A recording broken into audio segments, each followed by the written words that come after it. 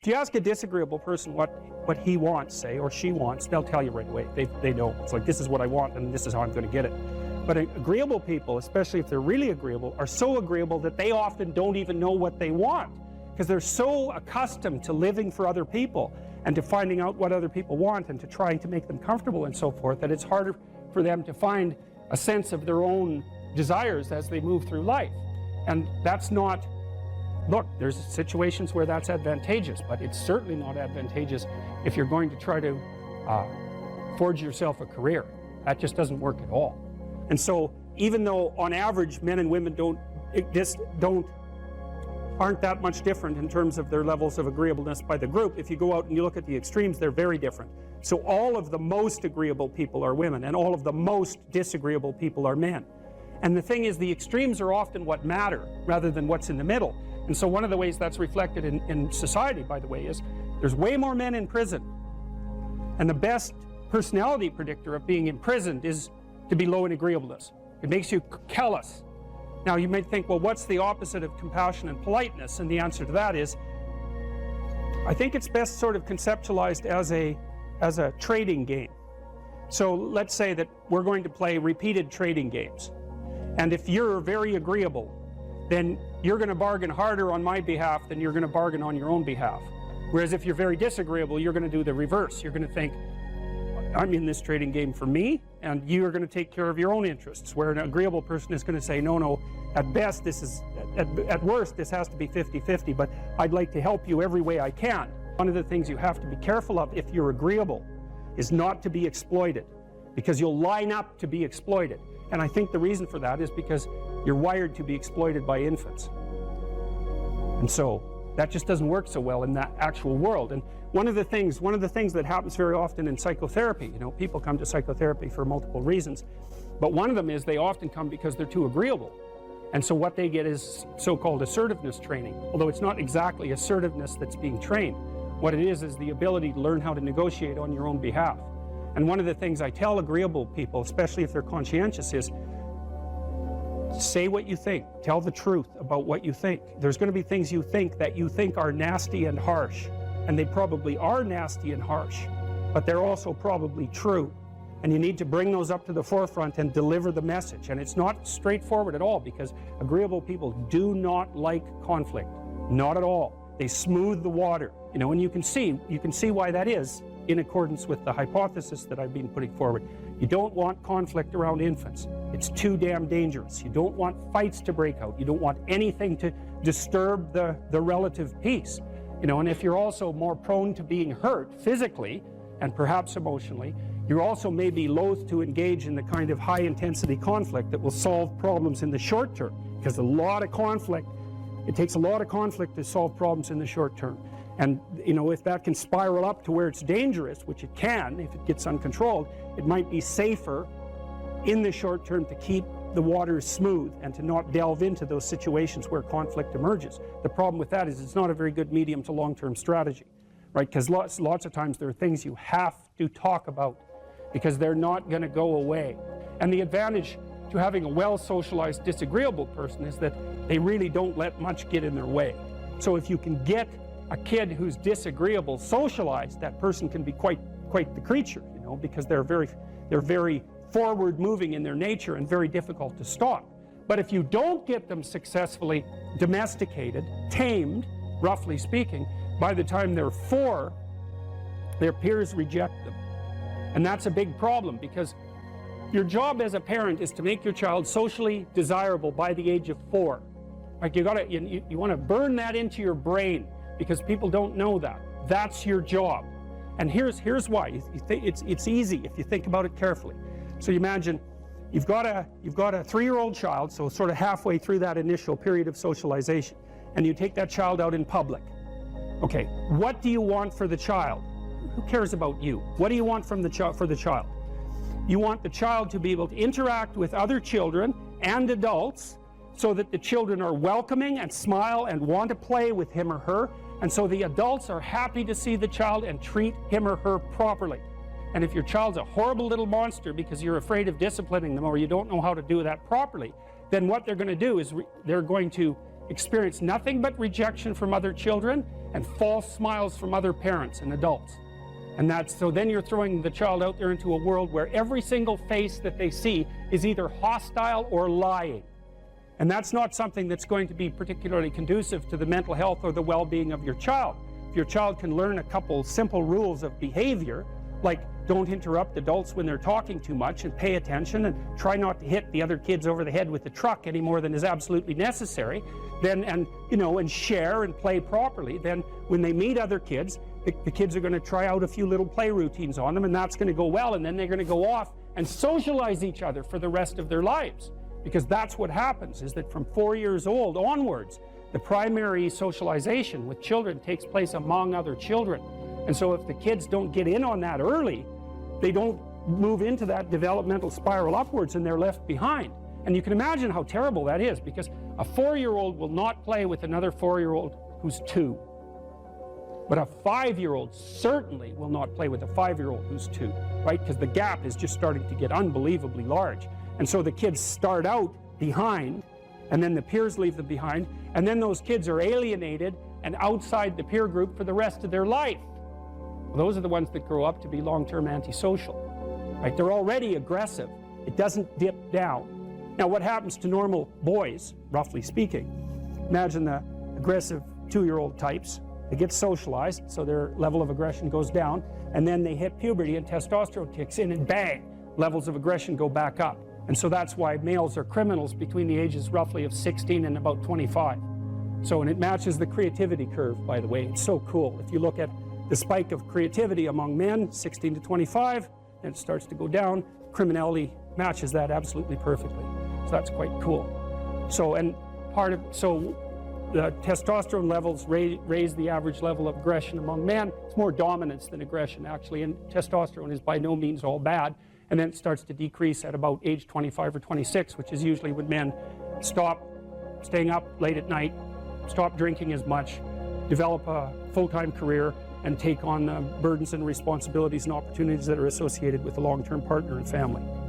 And so, well, so that's the development of what I would call predatory aggression, because I also think that the agreeableness distribution is probably something like predatory aggression versus maternal sympathy. It's something like that. So if you look at other mammals that are predators, because we're predators as well as prey animals, if you look at other animals like bears, the male bear has absolutely nothing to do with the raising of the infants. In fact, the female bears will keep the male the hell away because he's likely to kill the infants and maybe even to eat them. So there's no maternality at all in solitary male mammalian predators. It's really useful to investigate the viewpoints of people who have opposing views to yours, because they'll tell you things. Not only will they tell you things you don't know, they'll also tell you how to see the world in ways that you don't see it. And they'll also have skills that you don't have, that you could develop. So for example, if you're an introverted person, it's very useful to watch an extroverted person, because the extroverted person has ways of being in the social world that aren't natural to you, that you can use to improve your toolkit. And if you're disagreeable, one of the best things to do with disagreeable people, especially if that's alienating them from other people, for example, because it can, people treat you like you're a selfish, arrogant son of a, maybe that's because you are. It's like, okay, so what do you do about that? One of the most promising treatments, let's say, for that is get the person to do something for someone else once a day, just as a practice, and learn how to do it. Maybe you can wake the circuit up, if you think that it's lying dormant in you, which is probably right. I think we have a very wide range of propensities within us. Some are switched on, genetic propensities. Some are switched on, but I think that if you put yourself in the right situation or walk yourself through the right exercises, you can switch some of these other things on as well.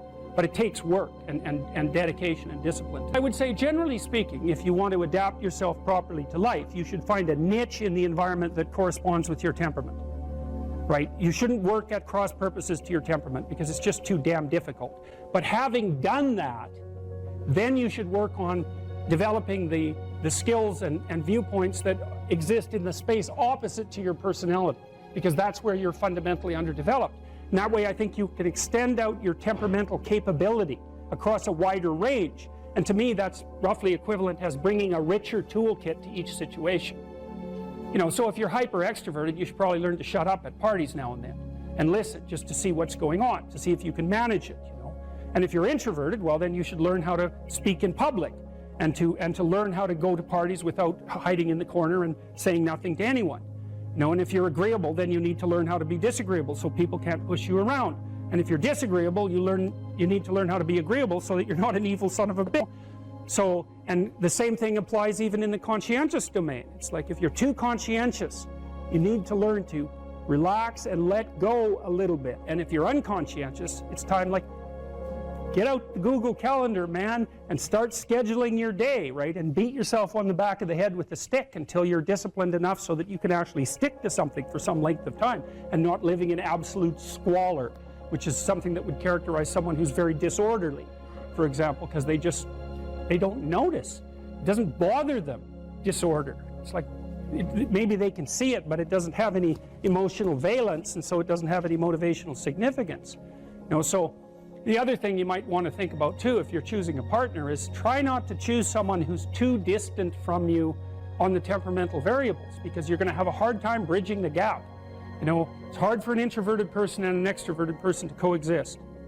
And it's really hard for an orderly person and a disorderly person to coexist, because they will drive each other nuts. Why don't you pick up? Why are you so obsessed by it? That's the basic argument, you know.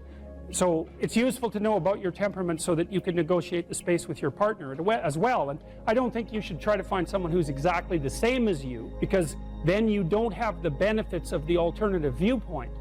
But you got to watch it, because you may hit irreconcilable differences of various sorts. And I've seen that most particularly among couples who are high and low in openness. That's a rough one. And also high and low in conscientiousness. That's another rough one, because they just cannot see how the other person sees the world at all. If you're being required to do things that make you weak and ashamed, then stop. Don't do them. Like, one of the things I learned from Solzhenitsyn and Frankl was that systems go terribly out of control when people don't stop them when they're going mildly out of control. You know, and you might say, I should just keep my goddamn head down and shut up. It's like, maybe you should. Like, that's not bad advice. You know, you don't want to make unnecessary enemies, and you don't need any more trouble than you need. But you got to ask yourself on a day-to-day basis, what makes you think you're not selling your soul? You know, and there's so much foolishness going on in the mid-level bureaucratic world now. That's where all the tyranny seems to be focused. And the reason that it multiplies is because sensible people say nothing when they should say something. And what's so strange about that is that there are way more sensible people than people who aren't sensible. They're just not as noisy. So what you'll turn out if, like, you know, so let's say something's bugging the hell out of you at work. Well, then you have to prepare to find another job. That's the first thing you have to do. I don't think that you should find another job, but you should prepare to find another job. And if possible, you should prepare to find a better job. Because if you can't tell someone to go to hell, then you can't negotiate with them. And if they've got you over a barrel, then you can't say anything. So you gotta set yourself up so you've got some mobility. And actually, that's a really good principle in your life, period. You should set yourself up so that you have a lateral move at hand. And then you should find out, well, are there things at work that are disturbing my soul? You know, and you find that out. First of all, you ask yourself, okay, I'm disturbed at work. Okay, I'm probably weak and deceitful and useless and lazy. You might as well start with that. And then you talk to some people, like your wife, your friends, your co-workers, and find out, are you stupid, deceitful, and lazy? Or is there something not so good going on at work? And so if you can then eliminate your own personal pathology as a cause of your dissatisfaction, then maybe there's something rotten in the state of Denmark. And maybe you should say something about it before the whole goddamn thing collapses, because that can happen. It can happen in companies a lot faster than people ever think. You know, and you may find that, well, first of all, you may find if you say something, well, first of all, that's an adventure, that's for sure. That's a bloody adventure. And you have to do it carefully. And you have to be prepared for it. But it might be the best thing that ever happened to you. And the other thing is, if you're careful about it, you get your words right. Like, and this is this is strategic battle, right? It's not something you wander into carelessly. Then you may find that there's lots of people who feel exactly the same way you do, and that you've actually cottoned on to something. You're a canary in a coal mine, and not just some like psychopathic mouthpiece. So you got to ask yourself when you go and do what you do, like, is this making you stronger? Is this making you weaker? And if it's making you weaker, then you got to ask yourself, do you really want to be weaker? Because the weaker you get, the more you're tyrannized. And then worse than that, like the weaker you get, the more bitter you get. And the more you'll work towards terrible things, the more you'll snap at your wife, the more you'll kick your kids, you know. Like, it's no joke to be tyrannized at work. And so I would say you have an ethical responsibility as a citizen to forthrightly confront creeping tyranny no matter where it occurs. And part of what we're learning, I would say, from these stories, if we're learning anything at all, is that if you're aimed at the good, which is a question you really got to ask yourself, you know, if you're genuinely aimed at the good, then take heart, because you're a lot stronger than you think. When I talk to people about doing the future authoring program, they often put it off, and it's not surprising because it's hard. But it's more than that. They think, well, I don't know how to write. I'm going to do a bad job. I don't really like assignments. I'm going to have to do it perfectly. I need to wait till I have enough time. And like one of those is enough to stop you cold, and all 5 of them, you're just done. And so I tell people, do it haphazardly, a tiny bit at a time, and badly. Because you can do that. I tell my students when they're doing their theses, master's thesis, write a really bad first draft. And then we have a little conversation about that, because they don't think I mean that. Because it sounds like a cliche in some sense. It's not a cliche. It's not a cliche at all. It means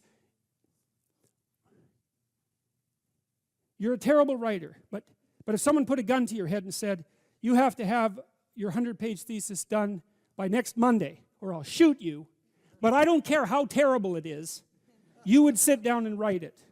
And the thing is, then you have it, right? Then you have something, and then you can fix it. You can iterate and fix it. That bad first draft, that's the most valuable thing, and so that's what you need. You need a bad first draft of yourself.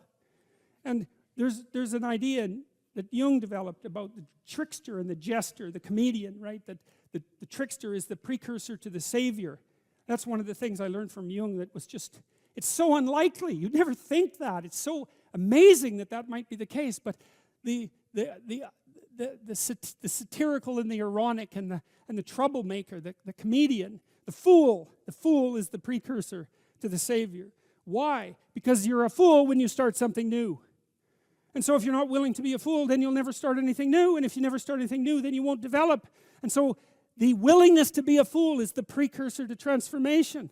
And that's the same as humility. And so if you're going to write your destiny, you can do a bad first job. You're going to get smarter as you move forward. That's the thing, is that so something beckons to you. That's what happens here. Maybe the star that Geppetto wished on was the wrong damn star. But at least it was a star, right? At least it was in the sky. At least it moved him forward. And so you say in your life, well, something grips you and fills you with interest. And you think, well, should I do that? And the answer is, if not that, then something. What if it's a mistake? It's a mistake. Rest assured. What do you know? You're going to stumble around, right? And what's going to happen is this. You're going to move, you're going to not stay in stasis. You're not going to wander around in circles. And I see people like that.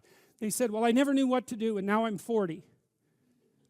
It's like, that's not so good. That's not so good. And you might say, well, and there is a literature, too, that suggests that people are a lot more unhappy when they look back on their lives about the things they didn't do than they are about the mistakes they made while they were doing things. And so that's really worth thinking about, too, because there's redemptive mistakes. And a redemptive mistake would be a mistake that you make when you go out and try to do something. You know, you think, okay, I'm going to try to do this. When you're not good at it, you make a bunch of mistakes. It's like, well, what's the consequence if you pay attention? Is you're not quite so stupid anymore. That's the thing, is you've been informed by the results of your errors. And so what happens is you follow the beacon, you follow the light. And you're blind, so you don't know where the light is. It's dimly apprehended only, and you're afraid to follow it. But you decide to take some stumbling steps towards it. And as you take stumbling steps towards it, you become illuminated and enlightened and informed because of the nature of your experience, because you're pushing yourself beyond where you are, and you're going into the country that you have not yet been in, and you learn something. And so what happens then is the star moves. You move 10 feet towards it, and you think, no, that's not right. I didn't get it right. It isn't there. It's actually there. And so then you see it somewhere else, and you shift yourself slightly, and you move forward. And that's what happens, is that you continue as you change. The thing that guides you forward moves, right? It's like God in the desert in Egypt, the pillar of light that you're following. It's moving. It's not a permanent thing. You move towards it, it moves away. It guides you forward. And so you say, well, is what I'm aiming at paradise itself? And the answer to that is no, because what do you know? You couldn't see paradise if it was right in front of you, but you might get a glimmer of it. And so you move towards it, and you grow. And then the next time you open your eyes, you see a little bit more clearly. And that's what happens, is that just happens over and over, right? It keeps moving. And so you move like this. But the thing that's so cool is that all those zigs and zags, you say, and each of those zags and zigs is a catastrophe. I hit a wall, my God, and then I had to die a little bit, and I barely got back up. It's a phoenix transformation at each turn, and it's painful. But the thing is that even though you've traveled 20 miles, let's say, on that road, and you've only moved 3 miles forward, you've moved 3 miles forward instead of falling backwards, because that's the thing too, is that if you stand still, you fall backwards. You cannot stand still, because the world moves away from you if you stand still. And there's no stasis, there's only backwards. And so if you're not moving forwards, then you're moving backwards. And that's more of the underlying truth of the Matthew principle. To those who have everything, more will be given. From those who have nothing, everything will be taken. It's a warning. Do not stay in one place. Well, as you zig and zag, maybe the cataclysm of each transformation starts to lessen. There's not so much of you that has to die with every mistake. And maybe you end up oriented at least reasonably properly. And if you were sensible, that would have been your trip. But it wasn't, right? It's that. And perhaps it's a lot worse than that. Perhaps there's no shortage of backtracking. But it doesn't matter, because as you stumble forward, you illuminate and inform yourself. And perhaps that's partly because the world is made of information. And if you encounter it and tangle with it, then it informs you. And then you become informed. And then you're information. And then you're ready.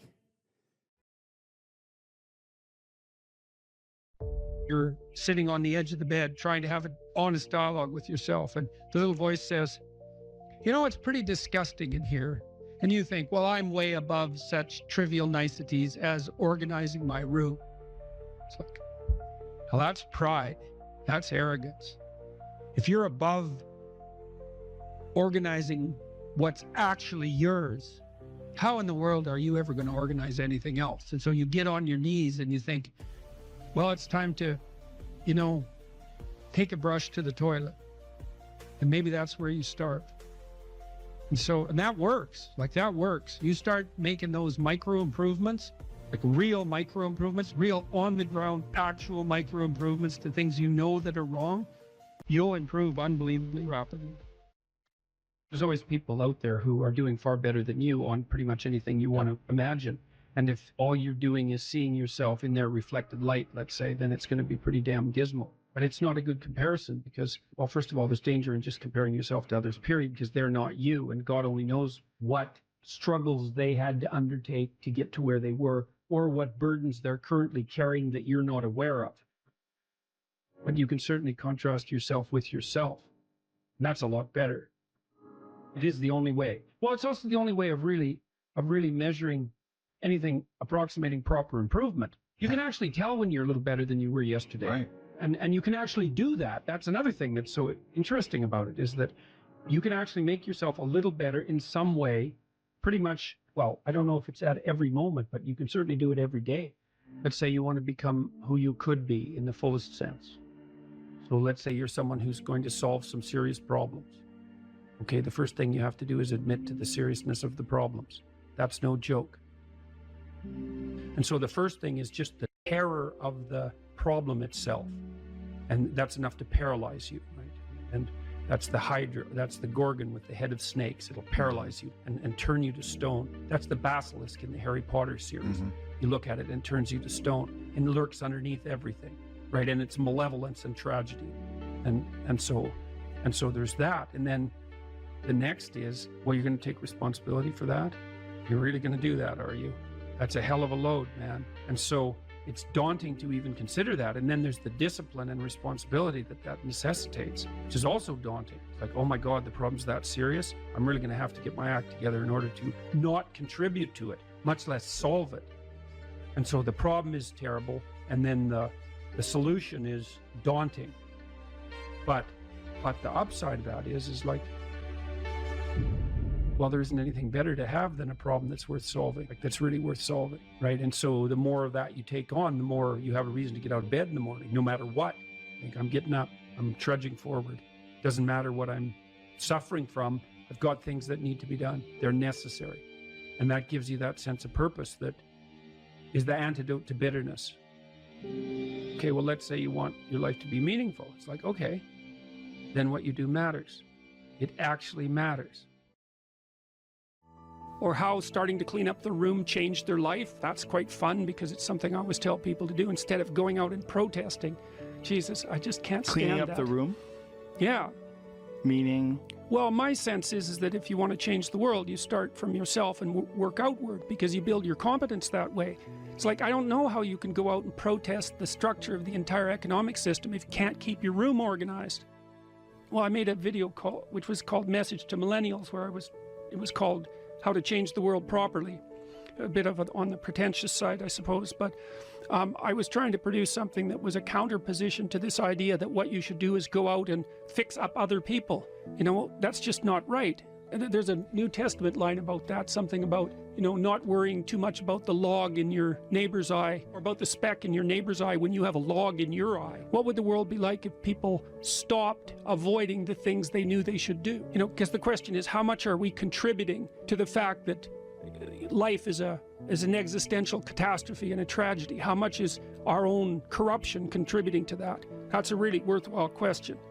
The things you leave undone because you're angry, you're resentful, you're lazy, you have inertia.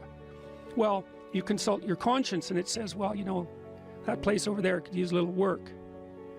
It's the same as working on yourself, and so you clean that up because you can, and then things are a little clearer around you, and you're a little better off because you've practiced a bit, and so you're a little stronger, and then something else manifests itself and says, well, maybe you could like take a crack at fixing me up too.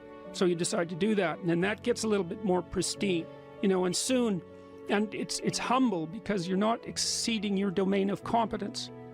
You know, it's like, don't be fixing up the economy, 18-year-olds. You don't know anything about the economy. It's a massive, complex machine beyond anyone's understanding, and you mess with it at your peril. So, and can you even clean up your own room? No.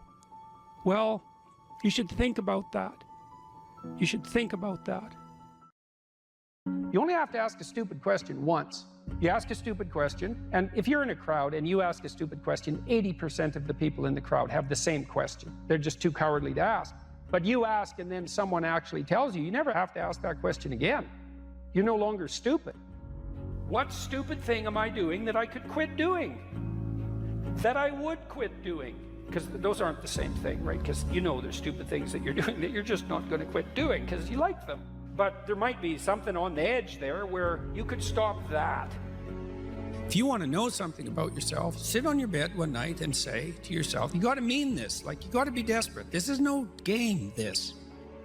My life is not everything I want it to be, and perhaps it's not everything that I need it to be. And by need, I mean my life is so unbearable that the suffering that's attendant upon that is make me nihilistic, cynical, bitter, resentful, driving the proclivity to see evil everywhere except within my own heart. Like, these are problems, man.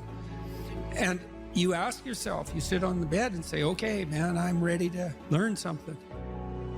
What's one thing I'm doing wrong?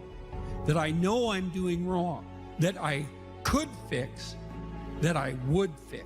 It's like, you meditate on that, you'll get an answer. And it won't be one you want, but it'll be the necessary one. You know, and it's often something that will point you to small things. Like, that works. You start making those micro improvements, like real micro improvements, real on the ground, actual micro improvements to things you know that are wrong, you'll improve unbelievably rapidly. There's never been a better time for the majority of people to be alive. And the future, although we're vulnerable and terrible things can always happen to us, it's hard to make a case that the future doesn't look comparatively positive. We're becoming extremely technologically sophisticated, and the world is changing at an incredibly rapid rate. And the only way we're going to be able to manage that in a positive way is if each of us, or as many of us as possible, are capable of making wise and careful and truthful decisions. And if we do that, then maybe things can continue to improve. You don't get people to stand up on their own 2 feet and to adopt responsibility if everything is given to them. And that's a real conundrum.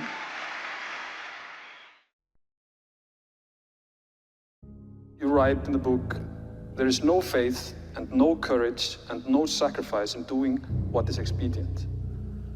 What do you say to those viewers that don't pursue their dreams and are locked in their careers because they are too afraid to take risks and pursue something meaningful? Well, the first thing I would say is, well, you should be afraid of taking risks and pursuing something meaningful. But you should be more afraid of staying where you are if it's making you miserable. You're paying a price by sitting there being miserable. You might say, well, the devil I know is better than the one I don't. It's like, don't be so sure of that. The clock is ticking. Yeah, and if you're miserable in your job now and you change nothing, in 5 years, you'll be much more miserable and you'll be a lot older. But isn't it a luxury to pursue what is meaningful? Our viewers have mortgages, they have children, they have payments and loans. It's a luxury to pursue because we lack the resources. Well, I don't remember now, I'm not talking about what makes you happy.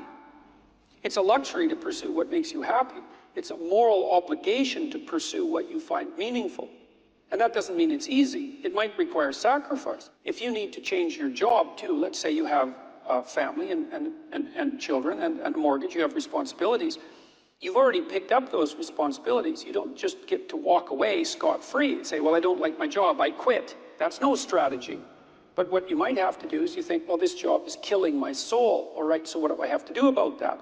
Well, I have to look for another job. Well, no one wants to hire me. It's like, okay, maybe you need to educate yourself more. Maybe you need to update your curriculum vitae, your resume. Maybe you need to overcome your fear of being interviewed.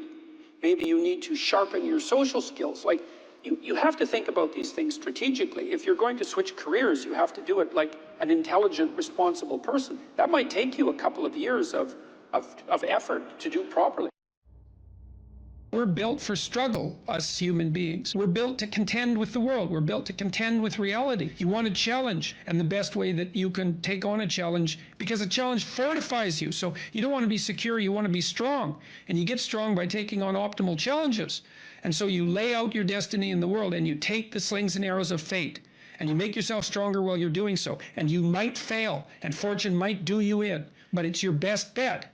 And, you know, people have extracted unbelievable successes out of catastrophic failures. And so, and I'm not saying that in a naive way. I know perfectly well what happens to people. You know, you're doing fine in life and then you get cancer, and then 6 months later you're dead. And all the heroism in the world isn't going to save you at that point. But that's not the point. That's not the point. Life is bounded by mortality. But that doesn't mean that you don't get out there and contend, and you develop by contending, and you minimize the net amount of suffering in the world. And that's something, man, that's something to do.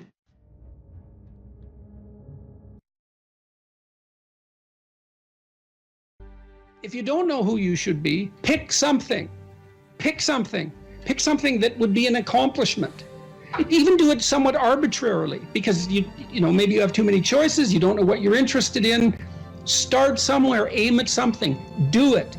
Maybe it's a 6-month certificate at something. Maybe it's an online course, whatever. Pick something, work hard at it, see what happens. What'll happen is, well, you'll get more disciplined as a consequence of the work, and so that'll make you a somewhat different person.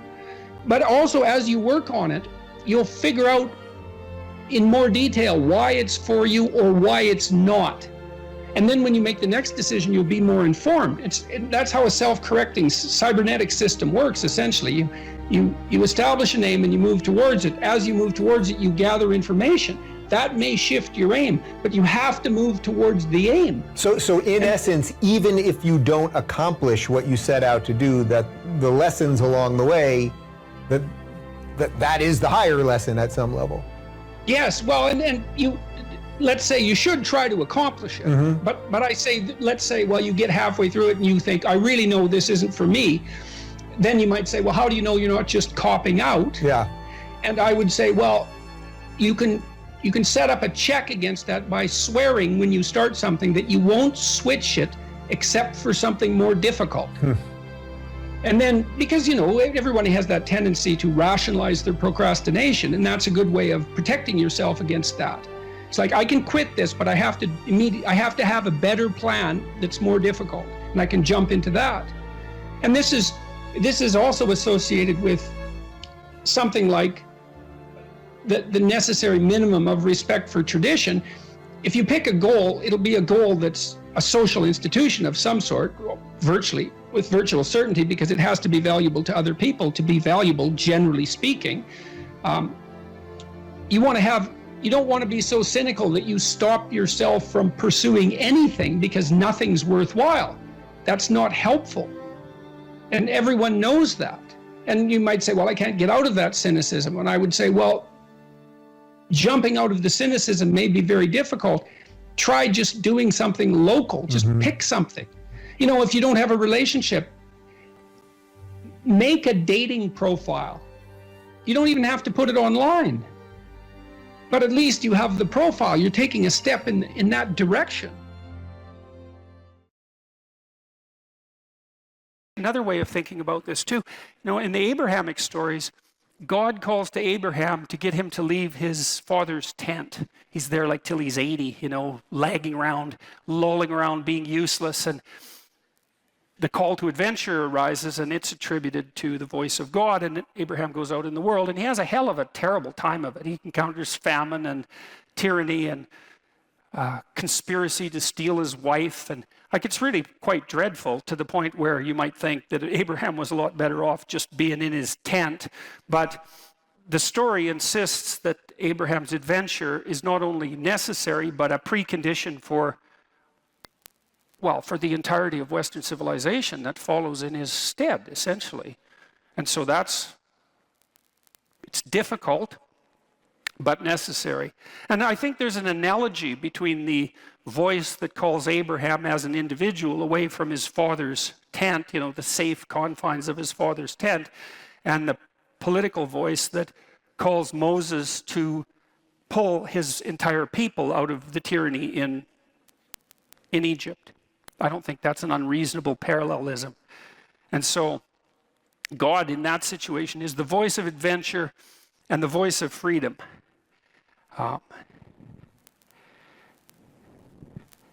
Okay, now, Moses heeds this call and convinces the Pharaoh, eventually, to let the Israelites go. And so they leave tyranny. And the story is very interesting to me because it's so sophisticated in structure, because you might think once you get out of the tyranny, problem solved, right? And you could even think about this in terms of the tyranny of your own preconceptions. You drop the constraints you've laid upon yourself, the arbitrary constraints you've laid upon yourself, or you stop imposing your will on other people, or you escape from political or social tyranny, and everything's immediately better. And that's not what happens in the story at all. What happens is that the Israelites go from the tyranny into the desert. And it's not obvious at all that the desert is an improvement over the tyranny. And it's also a very strange story, because if you think about the story geographically, the desert that the Israelites were hypothetically wandering through isn't that big. And they're there for like 45 years, and you think, well, that's kind of a failure of leadership. It'd take like 2 weeks to walk across the desert, yet they're out there for 45 years or 40 years. What can that possibly mean? And what it means, I think, it means a variety of things, but apart from the fact that it's out of the tyranny into the desert, which is really something to think about.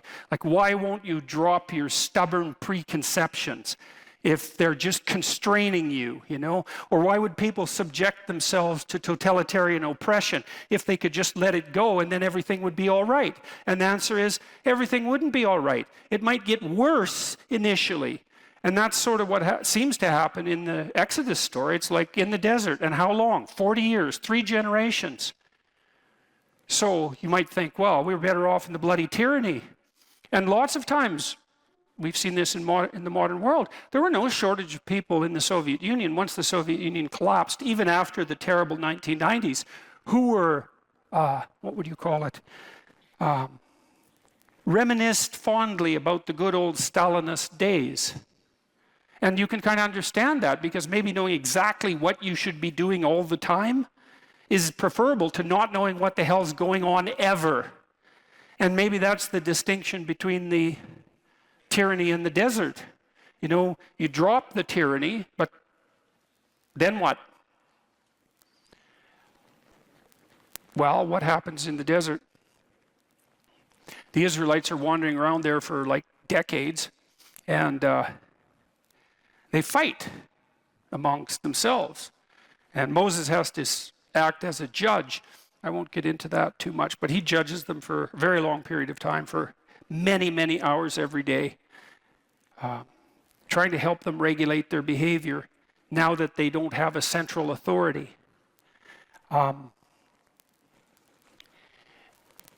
They also become faithless. That the story insists upon this, that they lose their faith in the God that called them out of Egypt. And so you could say they lose faith. This is one way of thinking about it. They lose faith in the principle of freedom. And it's not that surprising, because now they're free, they're in the desert, and so that's kind of rough. And so why wouldn't they continue with their faith in the God that called them to freedom? He says, well, look where you brought us. This isn't so good. And then they start to worship false idols. And that's relevant to tonight's topic of discussion, because we're talking about ideology, right? I said abandon ideology. It's the same idea, false idols. What makes an idol false? The Israelites are thinking, well, God and his desire for freedom brought us to this desert. How about a new God? You know, one that's not so annoying, let's say. And so that's all well and good, and they start worshiping all sorts of different idols, golden calf, for example, and they're having a fine old time of it, fractionating into their multiple groups of belief, worshiping false idols. I should make just a side note about what worship means, because it's a weird word.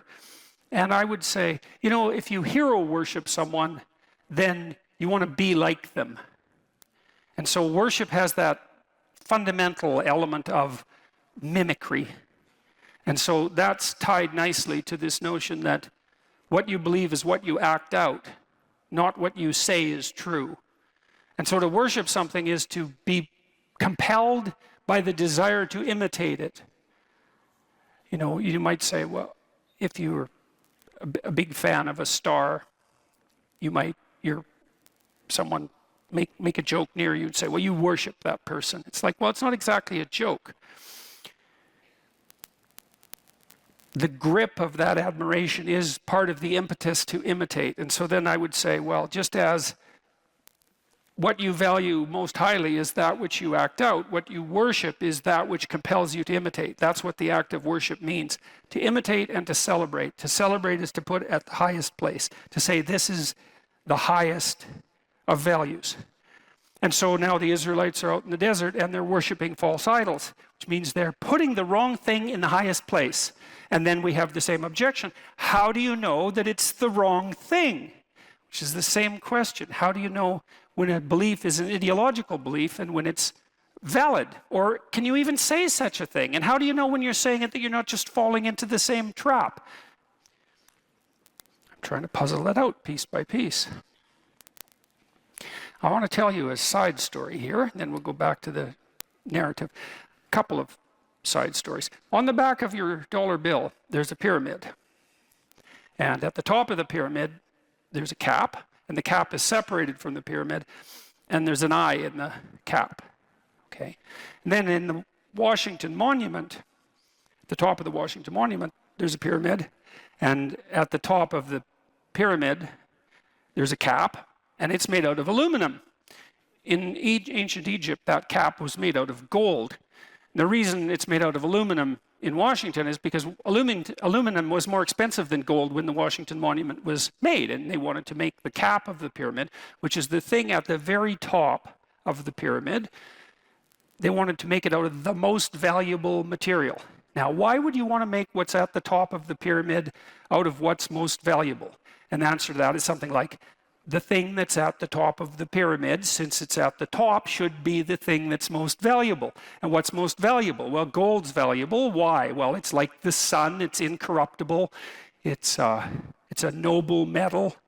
It gleams like the sun. It's a symbol of value. And so the notion there is that the thing that's at the very pinnacle of the pyramid should be the thing that's most valuable. And then we're back to the question. How do you know that something is valuable compared to something else? Okay, so put that aside, back to the Exodus story. So the Israelites are worshiping all these false idols, and God's getting upset about this. And he sends a bunch of poisonous snakes in amongst the Israelites to bite them. And which seems kind of heavy-handed, you might say, because the poor Israelites, they're thinking, tyranny, desert, snakes, you know, enough. And fair enough, you know, I have all sorts of sympathy for their position, because out of the tyranny into the desert, that's no joke. And then to add snakes to that seems like too much. But doesn't matter, because you'll find yourself in your life at times when you've gone out of the tyranny into the desert and you're suffering plenty, and then the snakes come and you're suffering even more. And well, the Israelites get together and they go to Moses. They get together and they think, okay, enough snakes. We'll repent. They go to Moses and they say, look, we get it. Can you have a chat with God? Get him to call off the snakes. And so Moses says, I'll see what I can do. And he goes and has a chat with God. And he says, you know, you're stiff-necked people. It's a reference to the Pharaoh. Repent. Do you think you could do something about the snakes? And God has a perfect opportunity there to just get rid of the snakes since he brought them. But that isn't what happens. And that's extremely strange, at least. Now, I'm not going to claim that what I am going to tell you that I think it means is what it means, because who knows these things. But I think we could all agree that at the very least, that's very strange. The whole story is strange, but that's strange. Moses goes to God. He says, you could call off the snakes, and God doesn't. He says something almost incomprehensible. Instead, he says, you should take Moses already has a staff. It's the staff of Moses, and he's done all sorts of magic tricks with it before, like turning it into a snake and having it turn back into a staff. And I won't get into that. That's a very interesting idea in and of itself. But God tells Moses' staff is also the staff of God. It's the thing that Moses relies on. It's, in some sense, it's the thing he can lean on. And so the staff is something you can lean on. And when you're walking, of course, the staff helps you stand and walk. And so it's a support. It's something reliable. Anyways, God tells Moses, take the staff and cast it in bronze, and then cast a snake in bronze, so make a sculpture, and stick the snake on the staff and put the staff in the ground, and then have the Israelites go look at the snake. And if they do that, then they won't be poisoned when they get bitten. And you think, what the hell is going on with that story? It's like, it's so peculiar. You know, this is one of those situations with the story you think there's either something deep going on here, or it's completely, I don't know what your conclusion can be. It's incomprehensibly strange, but that's the story. And so anyways, the Israelites go and they look at the snake, and then they're not poisoned anymore. And then here's even a weirder twist on that story. So many thousands of years later, Christ says, according to the Gospels, that he has to be lifted up like the snake Moses hung on the staff in the desert, which takes a story that's already unbelievably peculiar and makes it way more peculiar. Because you think, well, why in the world would someone who is reputed to be the savior of humanity,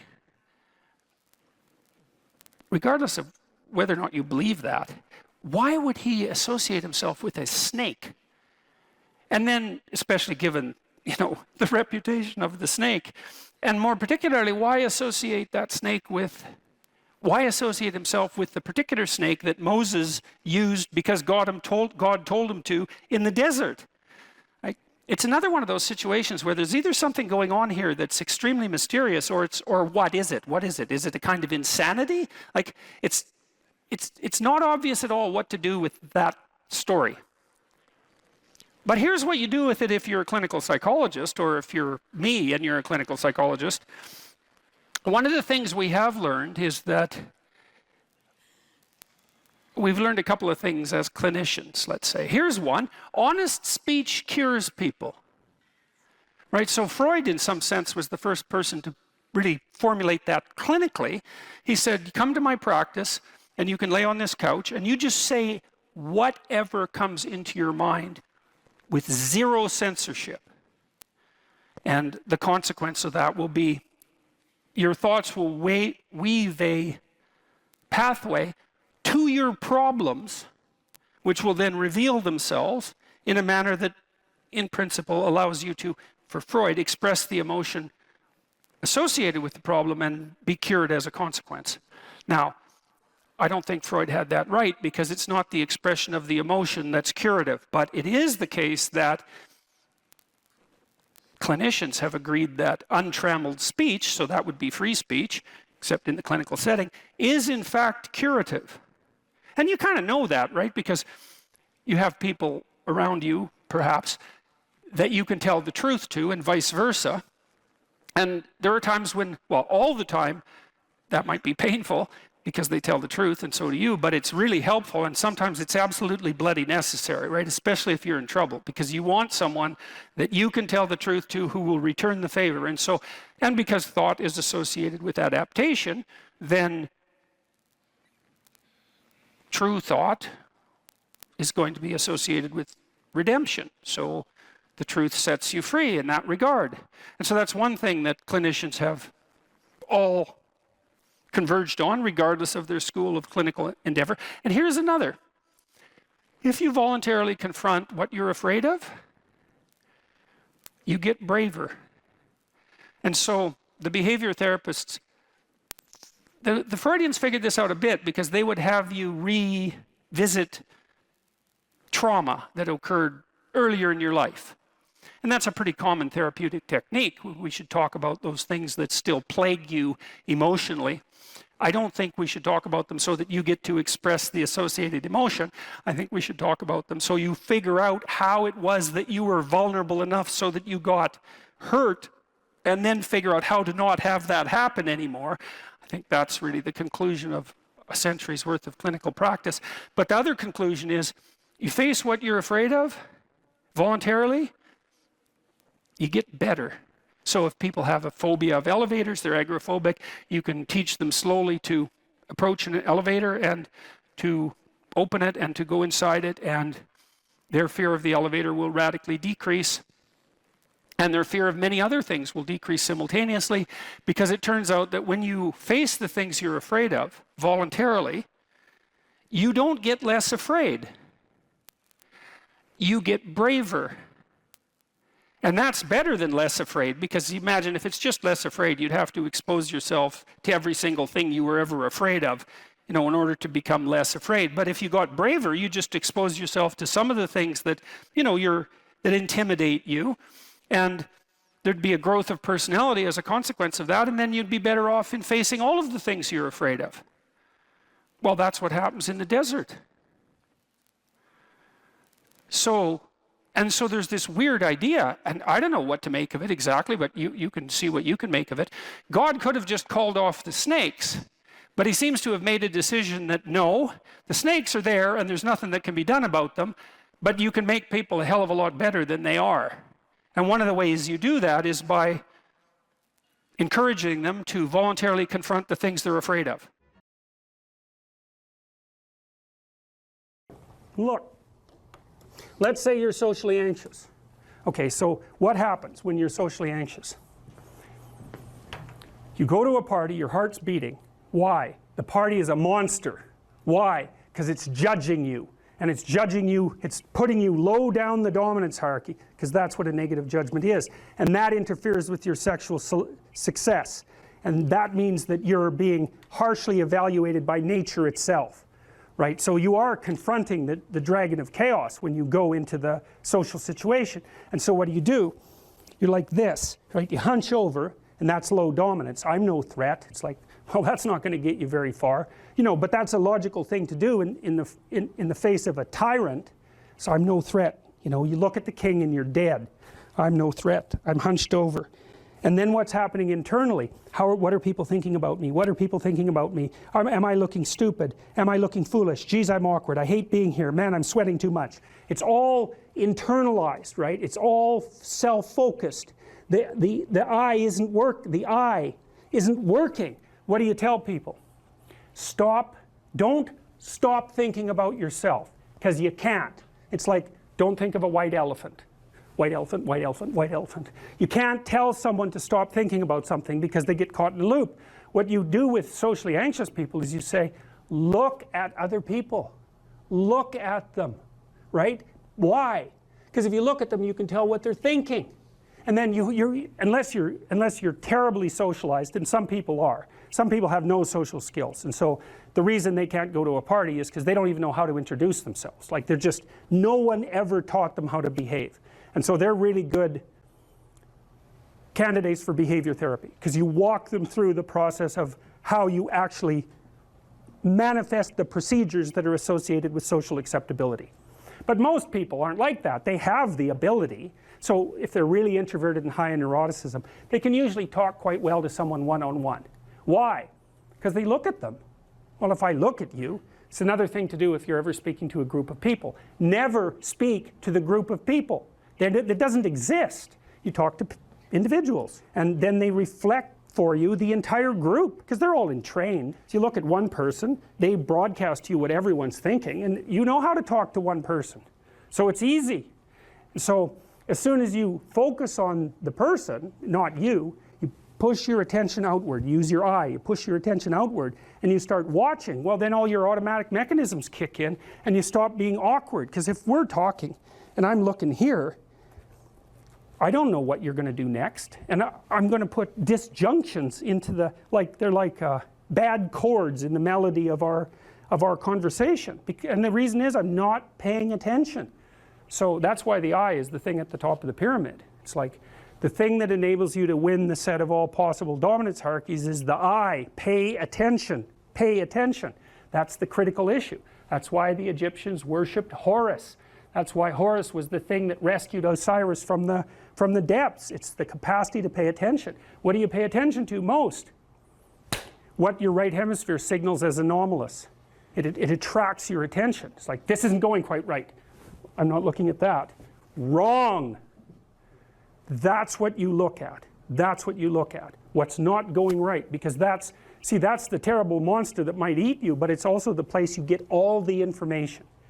So that's why it's useful to have discussions with your enemies, because they will tell you things you do not know. And that's such a great thing, because if you don't know them, well, you're not very smart, are you? You know, there may be a time when you go somewhere that's the thing you need to know. And maybe your enemy will tell you why you're such a fool, you know, and a bunch of other things that aren't true too. But even one thing that's accurate, it's like, yeah, thanks very much, man, maybe I'll do some work on that, and I won't have to carry that forward. So, and then that's part of the reason, again, why the terrible predator, it's always the terrible predator that has the gold. It's like, it's the person who delivers the message you do not want to hear. So it's rough, but it doesn't matter, life is rough. Agreeableness is a very difficult personality dimension to understand, I think, partly because it's difficult to dissociate from neuroticism and as well from extroversion. Because agreeable people like you, and so that kind of sounds like extroversion, and disagreeable people sound like they're hard to get along with, and they sort of are, but people who are high in neuroticism are hard to get along with too, and they tend to be volatile and irritable. And so most of the time, if you're engaged in a contentious issue with someone and emotions flare, it usually has more to do with trait neuroticism than with disagreeableness per se. So what I'm going to do is try to describe to you what the agreeable trait is on both of its dimensions, and also to lay out the pros and cons of existence on that normal distribution, trait normal distribution, at more or less every point. Because I think, the way I look at it anyways, is that of all the traits, agreeableness is the one that seems to come with the most marked positive and negative aspects, features, let's say, so we don't confuse it with aspects, the most positive and negative features at each point on the distribution. It's a very complex, seems to be a very, very complex dimension. So I'll read you some of the questions from the Big 5 aspect scale, and that'll give you kind of an initial rule of thumb estimate about whether or not you're agreeable or disagreeable. And so here are some of the questions. Imagine that you're answering these for yourself on a scale from 1 to 5, strongly disagree to strongly agree. So the first question is, am not interested in other people's problems. So if you are interested in other people's problems, that tilts you towards agreeableness, and I believe agreeableness is divided into compassion and politeness, which also sound like very positive things, right? Because everyone wants to be compassionate and everyone wants to be polite, and so you might say, well, is that a virtue? Are those virtues, with the other end being actually negative, to be not compassionate, not polite? It's certainly worded that way, and that's actually a mistake, because we know that these traits are normally distributed, roughly speaking, right?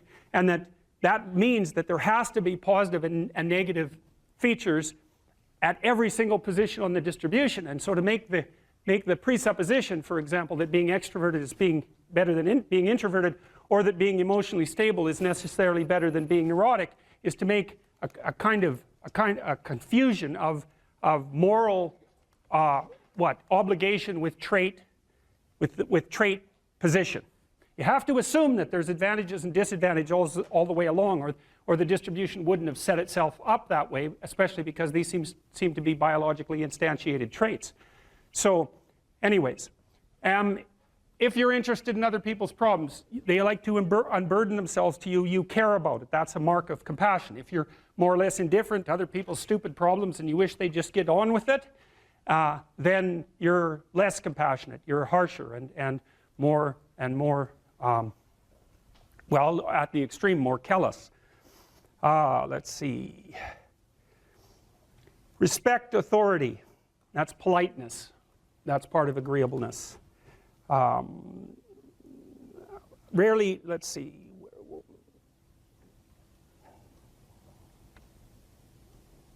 Feel others' emotions. Compassion.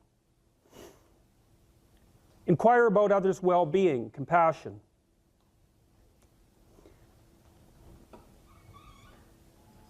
Can't be bothered with others' needs.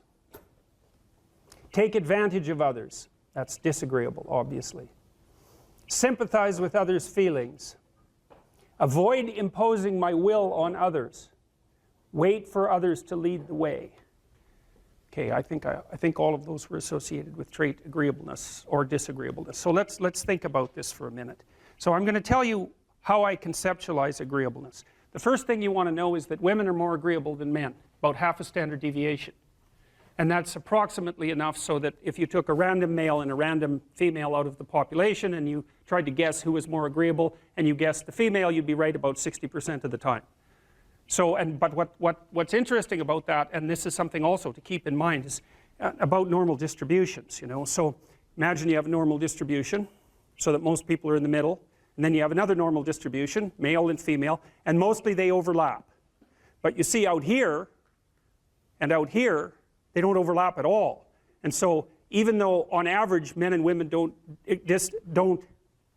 aren't that much different in terms of their levels of agreeableness by the group, if you go out and you look at the extremes, they're very different. So all of the most agreeable people are women, and all of the most disagreeable people are men.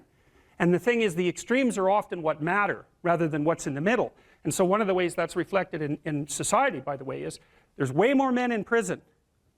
And the best personality predictor of being imprisoned is to be low in agreeableness. It makes you callous.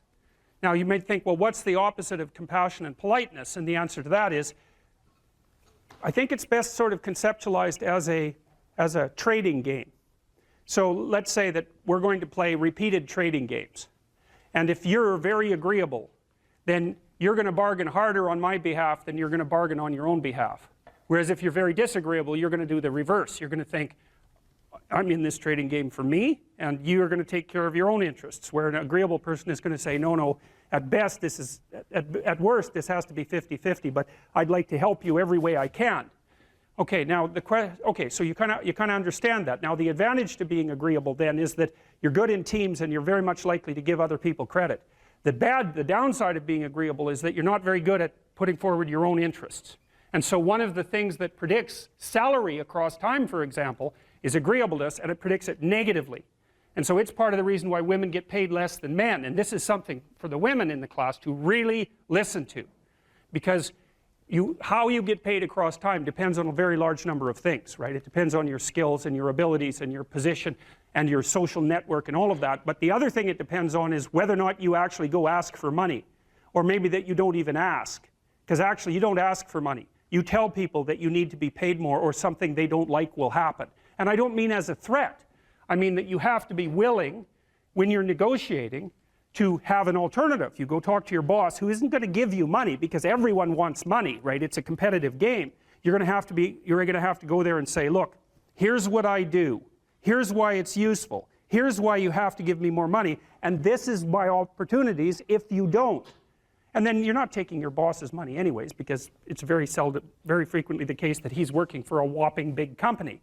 But he needs an excuse to give you money, because everyone's asking for money all the time. And so you have to put your case forward powerfully and disagreeably. Now, you don't want to do it too disagreeably, because then he's going to think that you're a son of a bitch, and maybe he's not going to give you anything, and maybe you'll get fired for being mouthy and all of that. And that certainly happens to people who are too disagreeable.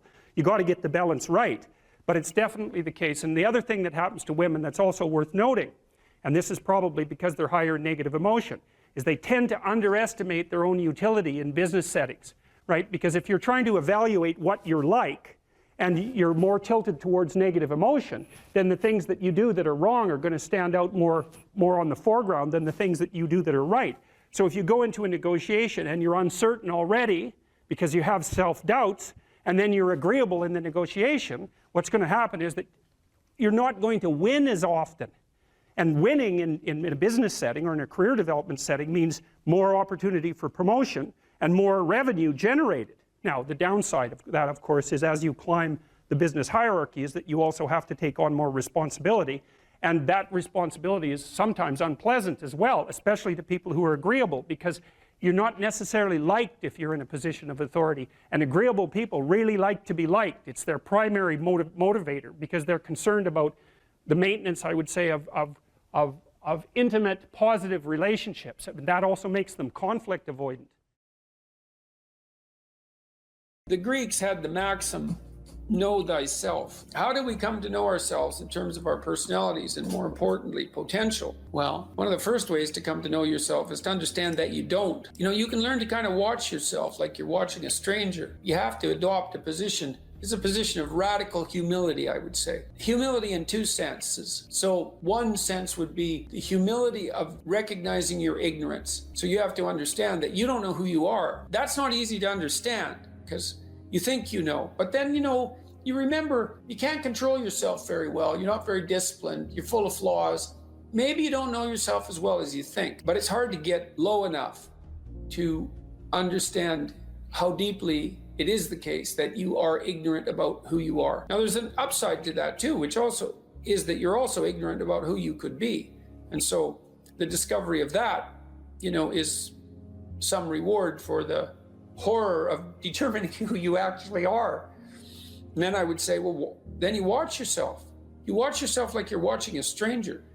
You watch what you say and you listen. And you think, well, what sort of person would say that? And how am I reacting emotionally when I'm communicating in that manner? Is that making me feel stronger or weaker? Is it filling me with shame? Is it helping my confidence? Am I laying out a lie? Am I deceiving myself and other people? Am I adopting this personality at parties that is designed to impress and to amuse, and it comes across as nothing but self-centered narcissism? What are my dark fantasies? What are my aggressive fantasies? What is it that I'm willing to do? What am I interested in so that I'll spontaneously pursue it? What do I procrastinate about and why? What am I unwilling to do? What do I think is good? What do I congratulate myself for accomplishing? And what do I berate myself for failing to confront and to implement? Those are all incredibly complicated questions, and you don't know the answers to them. So that's a start. And then in terms of potential, well, you'll discover a little bit more about your potential as you discover who you are, especially the darker parts of yourself, because then you discover your potential for mayhem. There's some real utility in that. It's actually something that strengthens you, because the first thing that a realization like that can in fact produce is the ambition to incorporate that dangerousness into a higher order personality. And that can make you implacable. That can make you someone who can say no when you need to say no. That can make you someone who won't avoid necessary conflict. And so that's unbelievably useful. And so that's one of the potentials that you might discover. The other thing you do to discover your potential is you challenge yourself. It's like Rule 4 in my book, 12 Rules for Life, is compare yourself to who you were yesterday and not to who someone else is today. And that's kind of a good way to start this. It's like, well, take a bit of a look at yourself and think about what's not so good that you could improve, that you should improve by your own standards, and that you would improve, and set yourself a little goal. Maybe you're not studying at all at your university, or maybe you're at work and you've got this stack of paper there, and you haven't looked at that damn stack for like a month, and you know that you should be, and you're bothering yourself at night because you're avoiding that. You think, well, I've avoided that stack of paper completely for 1 month. I'm quite a coward when it comes to whatever snakes might be hidden in that stack of paper. How about tomorrow I just put that stack of paper in front of me on my desk and I glance through it for 15 seconds. See if I can do that. It's like, well, you set yourself a goal of improvement. It's a humble goal, because really, are you such a coward that the best that you can bloody well manage after a month of avoidance is 15 seconds of exposure to a stack of paper? It could easily be. You've been avoiding it. You're obviously afraid of it. And so the situation could be that dismal and dire. And you might think, well, geez, it's no balm to my ego. It's not fostering the strength of my ego to recognize in myself someone who could only withstand 15 seconds of exposure to that thing I'm afraid of. And so that's a form of humility too. It's like there's things you could do to improve, and you know what they are. And there's small steps that you could take, that you might take, that would put you in that direction. And then the question is, are you big enough to take those small steps? You know, are you capable of grappling with the fact that you're fundamentally flawed to the point where you have to break things down into almost childlike steps in order to manage them? And the answer to that is, yeah, you are. And that's the lot of, I don't know if it's the lot of everyone. Most people have things they avoid, you know, and they're afraid of. So I would say to some degree, it's the lot of everyone. People vary in the degree to which they've conquered that. And you do meet people from time to time who are extraordinarily disciplined. But most of the time they've got disciplined in exactly this manner. It's through slow incremental improvement. And then you challenge yourself. It's like, well, could I do this? That would be better. And you find out, and then you think, well, is there something slightly larger and more challenging that I could do? That would be better. And you try it and you find out. And as you try it and you find out, generally you get better at it and you can take on larger and larger challenges. You know, you take responsibility for yourself. That's part of standing up straight with your shoulders back. It's like, take on the world, man, but only at the level that you can manage. You know, when you're ignorant and biased and deeply flawed and immature, it's where everyone starts. You don't want to bite off more than you can chew, but it doesn't mean that you can't wrestle with part of reality. You know, some part that's small enough so that you have a good shot at victory. And to put yourself together, the first steps towards that is to allow yourself to be a fool, right? It's because you don't know what you're doing.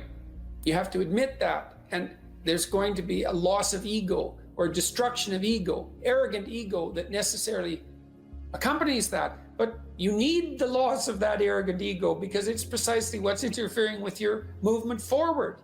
You know, it's part of the adversarial process, mythologically speaking, that stops moral progress. You're too proud of who you think you are to notice what you're like so that you could change properly. You don't want to sacrifice that part of yourself. It's probably associated with some delusion that helps you maintain a positive, although very fragile self-image, you know, in the absence of genuine effort. It's not to be recommended. You know yourself by watching and paying attention. It's watching like you're a snake. A snake watches like cold-bloodedly with no emotional reaction, just to see what's there. It doesn't allow, symbolically speaking, doesn't allow what is wanted or desired to interfere with what is observed. So you watch yourself like that, as if you don't know who you are. Well, that's the beginning. And then you challenge yourself continually to see how far past yesterday you can push today and tomorrow, and to continually experiment with expanding the domains not only of your competence, but of your ability to increase that competence. And the upper limit to that is proportional to the moral effort that you put into it. The more that's guided by the highest of all possible visions, right? The alliance with the highest of all possible conceivable good. And the more it's accompanied by truth in speech and action, the more you will develop your potential. And you also, I suppose, have to be willing to undertake that as an adventure, because it's a hell of a thing to bear that kind of responsibility. It takes a person out of the ordinary. It takes them out of themselves. And there's an alienation and an isolation that goes along with that, and a great sorrow, all of that together. But there's deep meaning to be had in it, and there isn't anything better that you can do. So that's the answer to that question.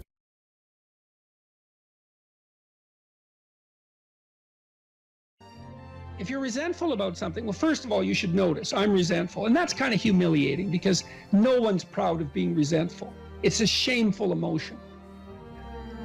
Oh, so then why are you resentful? Well, there's only two reasons as far as I've been able to tell. One is that you're allowing yourself to be taken advantage of, or you're being taken advantage of. Sometimes you're not allowing yourself. Sometimes you're a child being abused by their uncle. You're not allowing yourself. You can't do anything about it. You're resentful because you're being taken advantage of, or because you're immature. It's one of those two things. Figure out which it is, and then take the steps necessary to address it. Living a life without resentment is a great goal. People are often resentful if they see that responsibility has been abdicated. Why isn't that person doing their job? It's like, well, hey man, step in at your workplace, in your family. You know, and you think, well, I shouldn't have to do that extra work. Well, you shouldn't be a slave. You shouldn't allow yourself to be tyrannized. But if something bugs you because a responsibility is going unfulfilled, there's a great opportunity for you.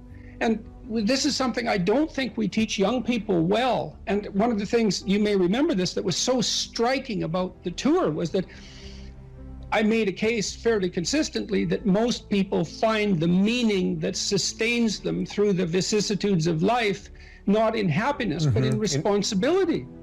And that would bring everyone to a halt. It would always make the whole theater silent. It's like, oh, I never thought of that connection. Because maybe you want to avoid responsibility, and you can understand why.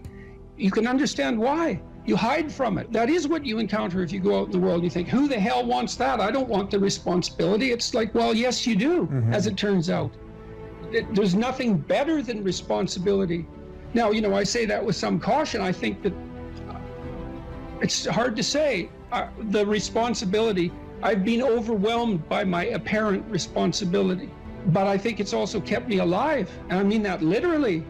And so, wait, can you go a little deeper with that? I mean, when you were at your darkest moments in the last 2 years, whatever that might be, was it the feeling well, of there's been the many times in the last year where it would have been much easier for me just to be dead. That's constant. So, but no. But is it but no because of something in you, or is it but no because of the people that you would have abdicated that responsibility of the people, or is that ultimately the same That's thing? it. Yeah. Well, I do think the two aren't easily distinguishable, but it's definitely that. It's definitely that. You know. And it's one of the chapters, the last chapter, is be grateful in spite of your suffering. You know, you need a meaning to sustain you through suffering. And it is the case that you find that in responsibility. Well, and so it's good advice for anyone who's at work. You're resentful about this and that because people aren't pulling their weight. Pull it. See what happens. You become indispensable instantly. You'll know everything. And maybe that job won't be for you, or maybe that relationship won't be for you, but you'll take your hard acquired wisdom and go elsewhere and flourish there. So, you know, this kid stopped me. I think I wrote about this in this book. Kid stopped me in a restaurant one day when I was walking in, and he said, and he had an undergraduate degree, and he was working as a waiter in a chain steak place. And he stopped me and he said, you know, about 6 months ago, I was watching one of your lectures and I decided to stop being resentful about my job. And he was resentful because he had a university degree and he's working as a waiter. You know, and look, I don't have anything against waiters. It's like a waiter can make your evening, you know, hooray. He said, well, I decided I'd start trying at my job, like really trying as if it was worthwhile. He said he got 3 promotions in 6 months, like he's just rocketing up the power hierarchy. Well, it's not power, it's competence. If it's well run, you know, and places are full of opportunity. There's always people out there who are doing far better than you on pretty much anything you want to imagine.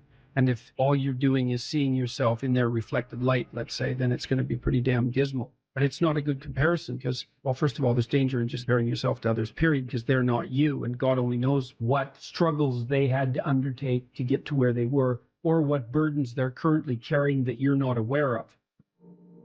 But you can certainly contrast yourself with yourself. And that's a lot better. It is the only way. Well, it's also the only way of really measuring anything approximating proper improvement. You can actually tell when you're a little better than you were yesterday. Right. And you can actually do that. That's another thing that's so interesting about it, is that you can actually make yourself a little better in some way, pretty much. Well, I don't know if it's at every moment, but you can certainly do it every day. Let's say you want to become who you could be in the fullest sense. So let's say you're someone who's going to solve some serious problems. Okay, the first thing you have to do is admit to the seriousness of the problems. That's no joke. And so the first thing is just the terror of the problem itself. And that's enough to paralyze me. And that's the Hydra, that's the Gorgon with the head of snakes. It'll paralyze and turn you to stone. That's the basilisk in the Harry Potter series. You look at it and it turns you to stone and lurks underneath everything, right? And it's malevolence and tragedy. And so there's that. And then the next is, well, you're going to take responsibility for that? You're really going to do that, are you? That's a hell of a load, man. And so it's daunting to even consider that. And then there's the discipline and responsibility that necessitates, which is also daunting. It's like, oh my God, the problem's that serious. I'm really going to have to get my act together in order to not contribute to it, much less solve it. And so the problem is terrible. And then the solution is daunting. But the upside of that is like, well, there isn't anything better to have than a problem that's worth solving, like that's really worth solving, right? And so the more of that you take on, the more you have a reason to get out of bed in the morning, no matter what. Like, I'm getting up, I'm trudging forward. Doesn't matter what I'm suffering from, I've got things that need to be done. They're necessary. And that gives you that sense of purpose that is the antidote to bitterness. Okay, well, let's say you want your life to be meaningful. It's like, okay, then what you do matters. It actually matters. Or how starting to clean up the room changed their life. That's quite fun because it's something I always tell people to do instead of going out and protesting. Jesus, I just can't stand Cleaning up that. the room? Yeah. Meaning? Well, my sense is that if you want to change the world, you start from yourself and work outward because you build your competence that way. It's like, I don't know how you can go out and protest the structure of the entire economic system if you can't keep your room organized. Well, I made a video call, which was called Message to Millennials, where it was called How to Change the World Properly. A bit of on the pretentious side, I suppose, but I was trying to produce something that was a counterposition to this idea that what you should do is go out and fix up other people. You know, that's just not right. And there's a New Testament line about that, something about, you know, not worrying too much about the log in your neighbor's eye, or about the speck in your neighbor's eye when you have a log in your eye. What would the world be like if people stopped avoiding the things they knew they should do?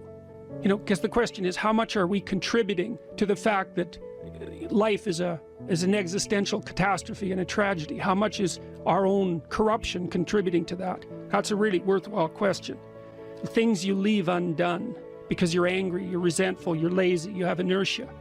Well, you consult your conscience and it says, well, you know, that place over there could use a little work. It's the same as working on yourself, and so you clean that up because you can. And then things are a little clearer around you.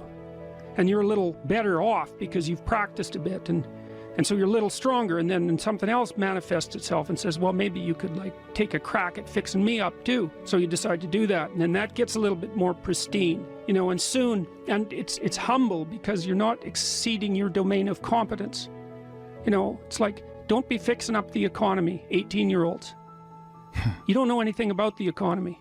It's a massive, complex machine beyond anyone's understanding, and you mess with it at your peril. So, and can you even clean up your own room? No. Well, you should think about that. You should think about that.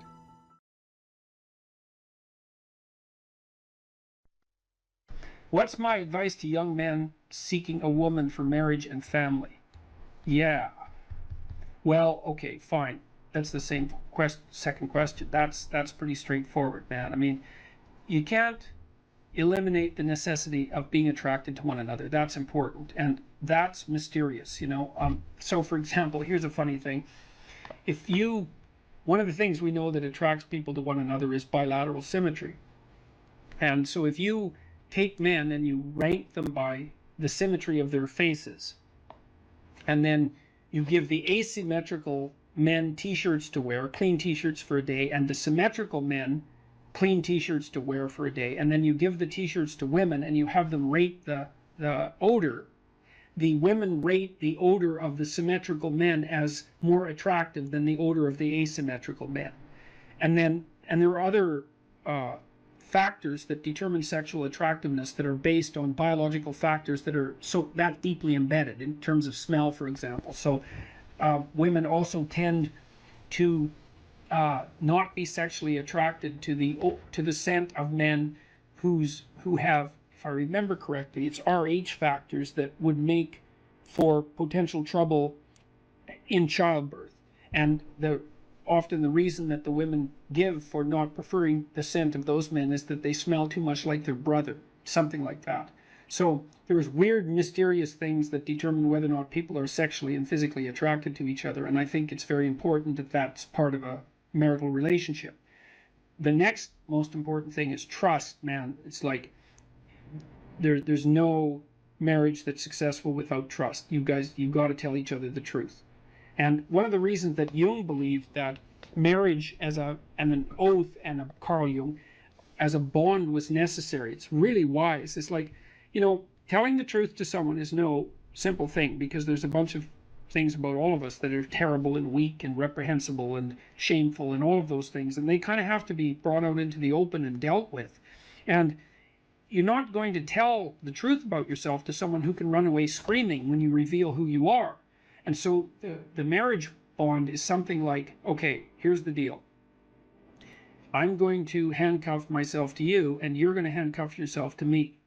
And then we're going to tell each other the truth, and neither of us are going to get to run away.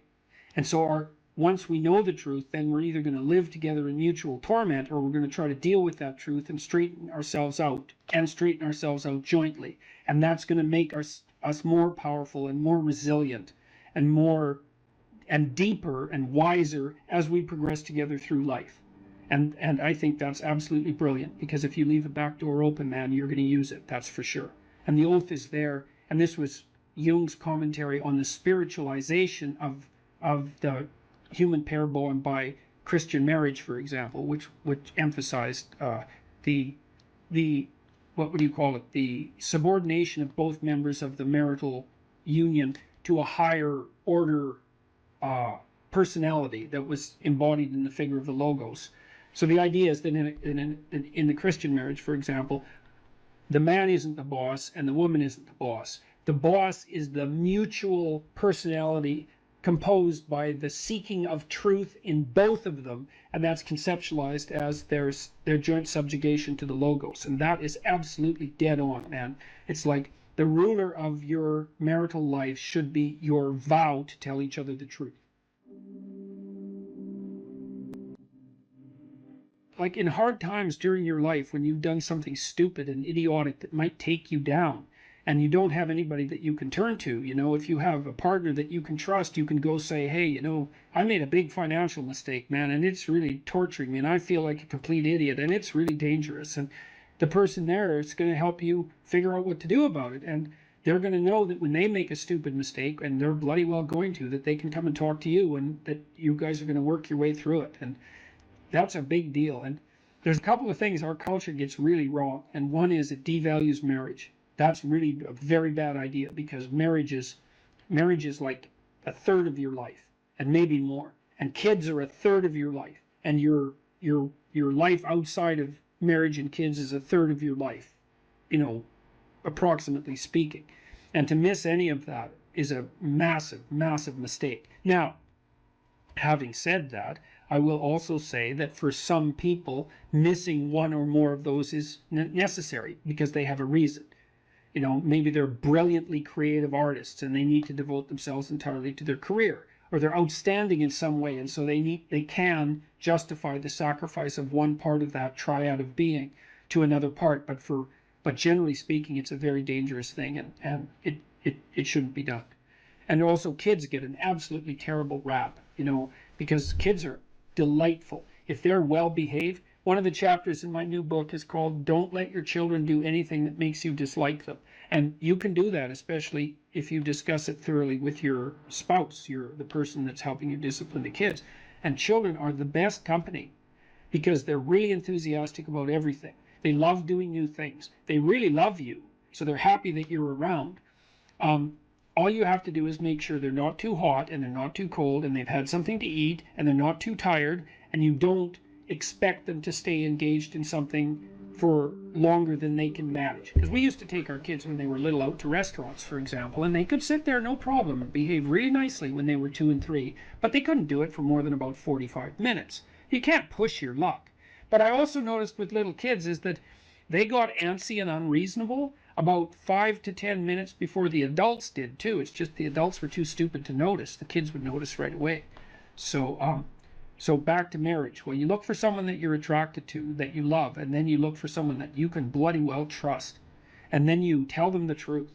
And that way maybe you can get through life and you can have someone to weave the rope of your being with and together to make your joint rope stronger, and you can have some continuity in your narrative, and you can have children, and then you can have grandchildren, and like you can have a life, man. And there's nothing, you're so fortunate if you can manage that. And so, okay, so there's that one. So what's my advice to young men seeking a woman for marriage and family? Yeah, well, and also, you know, marry someone you think would be a good mother and that has enough sense, generally speaking, to know that she wants children. Now, some women don't want children, and fair enough. And some women perhaps shouldn't have children. That's also possible. But the general rule of thumb is, especially once a woman's, you know, in her mid-20s, if she doesn't know that she wants children or won't admit it, unless she has a viciously important reason, then she's not oriented properly psychologically. She doesn't know what's important in life. Now, that might also be the case with you, and it probably is, but as a rule of thumb, that's a really good one. You have to be tough as a damn boot to be good, because you have to stand your ground when you need to stand your ground, and you have to be able to say no when it's time to say no, and you have to mean it. And so then you have to think and plan strategically so that when you're going to say no, you can mean it and it will stick. You know, and that takes a certain amount of integrated malevolence, I would say. And once it's integrated, it's not malevolence, it's strength. It's strength of character. It's the ability to stand your ground. And you have to cultivate that. And you cultivate that at least in part by telling the truth. And so you take your place in the world as a decent person and as a decent citizen, and you play the hierarchical game properly. And that is to stand up straight with your shoulders back. It's like the world's an onslaught. You've got the tyranny of culture to deal with. You've got the catastrophe of nature. You've got your own damn malevolence and ignorance, right? All coming at you, plus the incredible, complicated, indeterminate potential of the future. That's all coming at you, and it's all your responsibility. And you can cringe away from it and be afraid of it and be victimized by it and be bitter and cynical about it. And no wonder, because it can be painful. Or you can turn around and you can say, man, bring it on, because there's more to me than there is to the catastrophe. And this is what I discovered from looking at what I looked at. I looked at the darkest things I could look at, really, for 30 years. I was really a lot of fun to be around, I can tell you. I looked at the darkest things that I could think of, right? Not only what happened in Auschwitz and what happened in the Gulag, but personal issues. You know, it's like I wasn't so much interested in the totalitarians as a group. I was interested in the people who undertook the terrible acts that the totalitarians required. You know, the people who, I was just rereading Ordinary Men, and it was a story about a police battalion in Poland that trained ordinary policemen to take naked pregnant women out into the fields and shoot them in the back of the head. It takes a lot of training, by the way, before you can bring yourself to do that. And you aren't the same person by the end of it. It's pretty goddamn horrific. You know, and I was trying to figure out, what would it be like to be that person? Because we are that person. And then what would it be like to not be that person, right? To refuse to do that, to not participate in that. You know, and what I discovered by making that totalitarian proclivity personal was that there's more to us than there is to the horror. As nature is, bent on our destruction, bad as culture is, tyrannical and bloody, back as far as you can look, as malevolent as you are in the darkest part of your heart, and that's plenty malevolent, the possibility that's within you that can well up, the courage and the truth and the ability and the skill and the willingness to set things right, if you are willing to set them right, is more powerful than all of that. And so it's so interesting. It was proof for me of an old saying I read from Carl Jung. It's an alchemical motif, in stir qualinus inventur, which is what you most want to be found will be found where you least want to look, essentially. And it's so interesting because it means that if you're willing to turn around and to stand up straight and face the darkness like fully. What you discover at the darkest part is the brightest light. And that's something that's so much worth discovering, because there's going to be terrible darkness in your life. And it's going to make you cynical and bitter. And it could easily be that you're just not looking at it enough. Because if you looked at it enough and you didn't shy away and you brought everything you had to bear on it, you'd find that there was more to you than there was to the horror. You know, I watched my father-in-law. I'll end with this. And you know, you don't know, because you're not bringing your A game to the table with all that cynicism and bitterness and resentment and willful blindness and avoidance. Maybe you're playing at 60%. It's not good enough, because there's too much of what's bad for 60% to be good enough. It's like you need 90% or 95% or 100%. When about 15, 20 years ago, my mother-in-law developed frontal temporal dementia, which I wouldn't recommend. You know, it's one of those degenerative neurological diseases like Alzheimer's, and those bloody things are like they're in the top echelon of awful. You know, you watch a person deteriorate before your eyes. It's a lengthy, lengthy death. And it was slow. And her husband, he lived in this little town that I grew up in, about 3,000 people. And he was quite a character, man. Everybody knew him. I bought him a Foghorn Leghorn t-shirt once, because that's kind of what he was like. He was loud and sort of bombastic, but he stood up straight, I can tell you. And he played the fool a little bit, mostly for the amusement of people, but he was no damn fool. And I always admired him and liked him. And the feeling was mutual, thank God, since I married his daughter. And, you know, he drank a lot with his crazy friends up in northern Alberta, and he wasn't at home a lot because he was working a lot.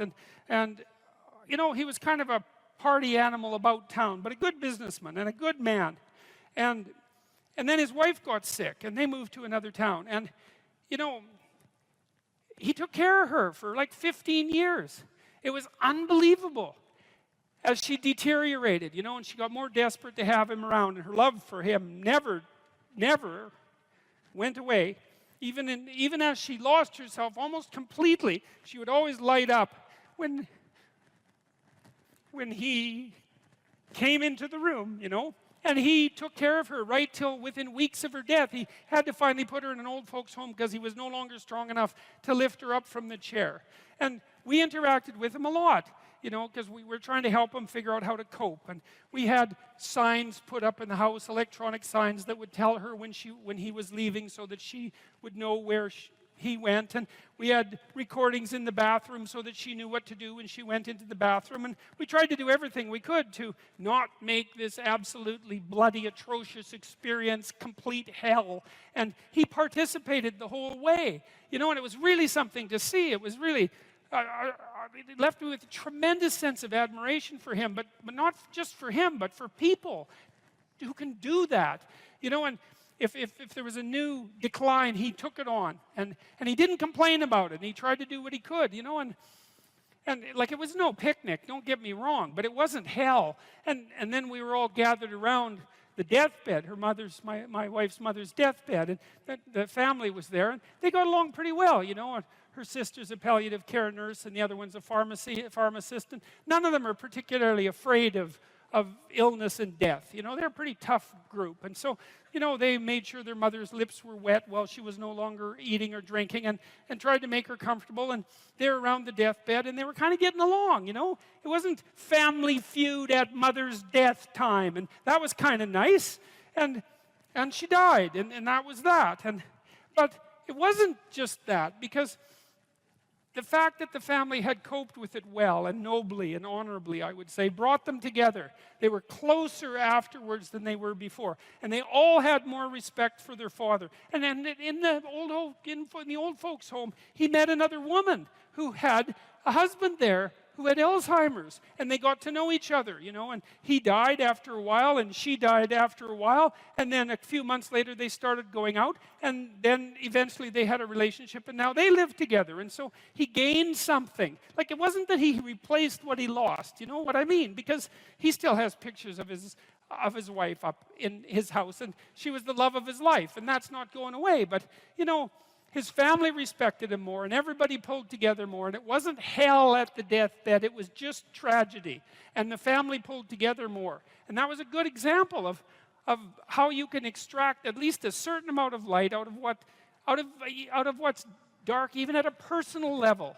And it's worth asking yourself. It's like, drop what you're doing that's foolish, that you know is foolish, and pick an aim that's worthwhile, you know, to make things better for yourself, like you're worth taking care of, like you're worth something, you know, and to surround yourself with people who believe the same and who are rejoicing in your accomplishments and unhappy when you fail, right? And you're comparing yourself to your accomplishments of yesterday and not to someone else's today, so that you're not jealous and bitter. And you put your own house in order so that you're not cursing the world when some of its disarray might be your fault. And you're trying to pursue something meaningful, and you're doing your best to tell the truth, and all of that. And then you see what happens.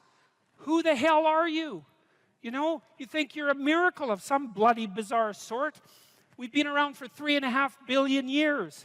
You know, every single one of your relatives propagated successfully. And here you are, against all possible odds, in this world of hell in some sense, and bitterness and tyranny and malevolence. And yet, God only knows what's inside you, this capacity for consciousness, the capacity to confront potential and to turn it into something good. That's us, man. That's the Western story. That's the individual as the cornerstone of the state. That's our responsibility, and it really is who we are. Are you depressed, or do you just have a horrible life? And those are not the same question, because if you're depressed, you have a life that in principle should work, but isn't. And so you come and say, look, I've got a lot of things going for me. You know, I've got a good job. I've got a good family. My wife loves me. But man, I'm miserable all the time. It's like, okay, well, let's delve into that a bit more deeply. But that kind of sounds like depression. But then you might come and say, well, I'm miserable. I'm suffering. I don't even want to be alive. And then I might ask, well, do you have an intimate partner?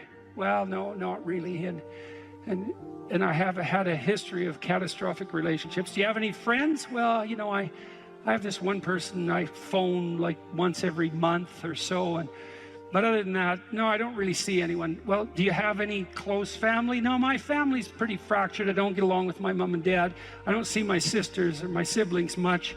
It's like, well, how about a job, or how about a career, or failing that, a job? It's like, well, I've always kind of been underemployed, and I just lost my job, and you know, that's not going very well, and so on. You can walk through someone's life, and you can find out if they're reasonably embedded in a hierarchy of social institutions. And if the answer is no intimate partner, no family, no children, no friends, no job, no career, no educational pathway, no engagement in civic responsibility, let's say, no church attendance, no spiritual life, no routine. It's like, well, you're not depressed, you just have a horrible life. Multidimensionally. Like, it's no wonder you're depressed. There's nothing in your life that is working. But it's interesting, because that's not exactly a diagnosis at the level of the individual. It's a diagnosis in relationship to the relationship between the individual and this structure of containing social institutions. If you don't have an intimate partner, and you don't have a family, and you don't have any friends, and you don't have a career or a job or any civic involvement, or any involvement, let's say, with religious institutions, and you don't have any creative striving, all you've got left is pain. And so that's what you have. And so here's a different way of thinking about sanity. Sanity isn't being well constituted as an atomized individual. Sanity is what makes itself manifest if you're properly situated in a hierarchy of social order. To be well constituted, you have to be a harmonious player in a multidimensional symphony in some real sense of social interaction. It's very hard to stay on the straight and narrow without a partner who doesn't share your blind spots, correcting you constantly. You know, now that's annoying. There's a tussling about it, right? There's a fractious and adversarial element to that, because if you're married, you don't see eye to eye, and thank God for that, because sometimes in your foolish insistence on being right, you're wrong, and wrong in a way that'll take you out. And so you better have a partner who doesn't think the same way you do. And fortunately, if you have a partner, you have a partner who doesn't think the same way you do. And so if you can get the dialogue flowing, then that's a mutually corrective mechanism. And so then you might say, well, the truthful dialogue between partners in a marriage is actually, it's the process by which sanity itself is generated. And I mean technically, it's like you're too complex to regulate yourself, period. And so you need other people to help you do that. So if you have a wife or a husband, someone who knows you and is there for the long run, they can help, you can help each other find the meaningful path and stay on it. And you can't do that alone. And probably just having a partner isn't enough. You need kids, likely, to keep you sane or to drive you crazy, depending on the nature of your children. Let's say you need family, you need your parents, you need your siblings, you need another community around you that's not merely your wife, because you're so crazy that it takes a village to keep you sane. And so, and then surrounding that more intimate web of kinship, you need friends. And friends keep you sane. Well, how? Well, you have to act in a manner that makes them want to be around you to have friends. And that means that to maintain your friendships, you have to be saner than you really are, right? You have to be, they have to be able to enjoy their time with you. If you practice forthright and voluntary exposure to that which terrifies and dismays you, it transforms you. And we really know this as psychologists. We even know there's more and more evidence suggesting, for example, that if you imagine you adopt this attitude of voluntary confrontation, that changes you psychophysiologically. So much of the biochemistry of motivation and emotion is transformed when you take a stressor which could be oppressive and paralyze you and cause you to withdraw, and you reverse that and you decide to advance. It's like a different spirit inhabits you. And I mean this physiologically. There's a whole different pattern of being that makes itself manifest in you neurologically and psychophysiologically and pharmacologically. So you take it on as a challenge, right? And that transforms you at a cellular level too, because one of the things we've discovered in recent years is that if you do something new and complex, then that turns on that parts of your DNA that haven't produced proteins before will start producing new proteins and reconstruct you from the cellular level up. So it's a deep transformation, and we have no idea how deep. And again, you could ask yourself, if you didn't withdraw in fear from anything from everything that life threw at you, who could you become? And I would say that's the central religious question in some real deep sense. You know, are more things thrown at us than we can manage? Well, that's a tricky question, because pretty dreadful things are thrown our way. And you might say, well, that's just presents an insuperable barrier to progress. That's not very helpful, because you're alive, here you are, you got these problems to contend with, and if it's an impossible task, then how could you be anything but hopeless and desperate? But then you think, well, wait a second, how would things transform if I took this on as a voluntary adventure? You know, regardless of its scope, and the scope would include unjust suffering, death, and hell. And that's not just some religious or metaphysical vision. It's like, no, you're actually going to have to contend with that in your life, in whatever way those things make themselves manifest to you personally. That's coming, man. And so maybe you better get prepared. And then the question might be, well, what would happen if you got prepared? And the answer might be, you'd be prepared. And I think the religious enterprise, in its deepest sense, is that process of preparation.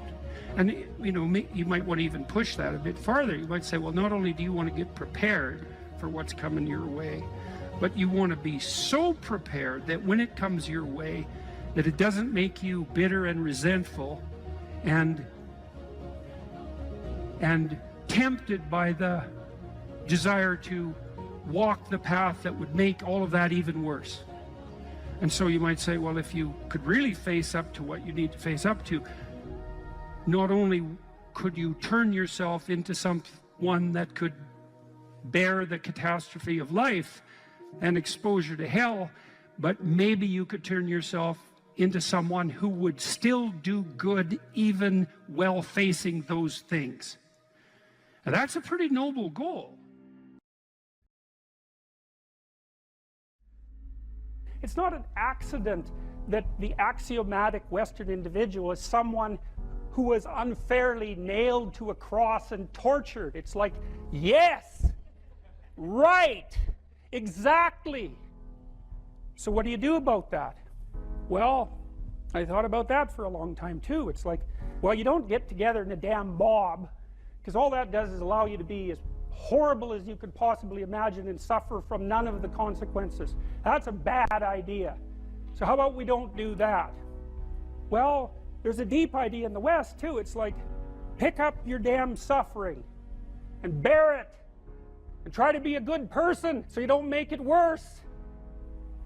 Well, that's a truth. You know, I read a lot about the terrible things that people have done to each other. You just cannot even imagine it. It's so awful. So you don't want to be someone like that. Now, do you have a reason to be? Yes. You have lots of reasons to be. God, there's reasons to be resentful about your existence. Everyone you know is going to die. You know, you too. And there's going to be a fair bit of pain along the way, and lots of it's going to be unfair. It's like, yeah, no wonder you're resentful. It's like, act it out and see what happens. You make everything you're complaining about infinitely worse. There's this idea that hell is a bottomless pit, and that's because no matter how bad it is, some stupid son of a bitch like you could figure out a way to make it a lot worse. So you think, well, what do you do about that? Well, you accept it. That's what life is like. It's suffering. That's what the religious people have always said. Life is suffering. Yes. Well, who wants to admit that? Well, just think about it. Well, so what do you do in the face of that suffering? Try to reduce it. Start with yourself. What good are you? Get yourself together, for Christ's sake, so that when your father dies, you're not whining away in a corner, and you can help plan the funeral, and you can stand up solidly so that people can rely on you. That's better. Don't be a damn victim. Of course you're a victim. Jesus, obviously. Put yourself together. And then maybe if you put yourself together, you know how to do that. You know what's wrong with you, if you'll admit it. You know there's a few things you could like polish up a little bit, that you might even be able to manage in your insufficient present condition. And so you might shine yourself up a little bit, and then your eyes will be a little more open, and then you can shine yourself up a little bit more, and then maybe you could bring your family together instead of having them be the hateful, spiteful, neurotic, infighting batch that... So then you fix yourself up a little bit, kind of humbly, because, you know, God, you're a fixer-upper if there ever was one. And then you got to figure out, well, can you figure out how to make peace with your idiot brother? And probably not, because he's just as dumb as you, so how the hell are you going to manage that? And so then maybe you get somewhere that way and your family's sort of functioning, and you find out, well, that kind of relieved a little bit of suffering, although it reduced the opportunities for spiteful revenge, and that's kind of a pain in the neck. And so then you get your family together a little bit, and you're a little clued in then, at least a bit, because you've done something difficult that's actually difficult. You're a little wiser, and so then maybe you could put a tentative finger out beyond the family and try to change some little thing without wrecking it. It's like, our society is complex, and we teach our students that they could just fix it. It's like, go fix a military helicopter and see how far you get with that. It's like, what are you going to do? You're like a chimp with a wrench. Whack! Oh, look, it's better. It's like, no, it's not better. Things are complicated, and to fix things is really hard, and you have to be like a golden tool to fix things, and you're not. So, and that's the other message of the West. It's like, how do you overcome the suffering of life? And I'm not saying it's only the message of the West. How do you overcome the suffering of life? Is be a better person. That's how you do it. Well, that's hard. It takes responsibility. And I think, you know, if you said to someone, you want to have a meaningful life? Everything you do matters. That's the definition of a meaningful life. But everything you do matters. So you're going to have to carry that with you. Or do you want to just forget about the whole meaning thing, and then you don't have any responsibility, because who the hell cares, and you can wander through life doing whatever you want, gratifying impulsive desires for how useful that's going to be, and you're stuck in meaninglessness, but you don't have any responsibility. Which one do you want? Well, ask yourself, which one are you pursuing? And you'll find very rapidly that it isn't the majority of your soul that's pursuing the whole meaning thing, because, well, look what you have to do that. You have to take on the fact that life is suffering. You have to put yourself together in the face of that. Well, that's hard. Christ, it's amazing people can even do it. I'm stunned every day when I go outside and it isn't a riot with everything burning. Because really, God, you talk to people, it's like, I knew this guy, he'd been in a motorcycle accident and it really ruined him, and he was like a linesman, you know, working on the power, and he was working with someone who had Parkinson's disease, and they had complementary inadequacies, and so two of them could do the job of one person, and so they're out there fixing power lines in the freezing cold, despite the fact that one was 3/4 wrecked with a motorcycle accident and the other one had Parkinson's. It's like, that's how our civilization works. It's like, there's all these ruined people out there, they've got problems like you can't believe. Off they go to work and do things they don't even like, and look, the lights are on. My God, it's unbelievable. It's a miracle. It's a miracle. And we're so ungrateful. College students, the postmodern types, they're so ungrateful.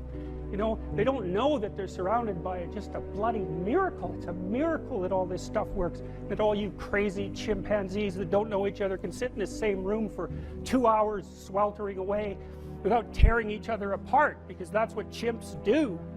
So,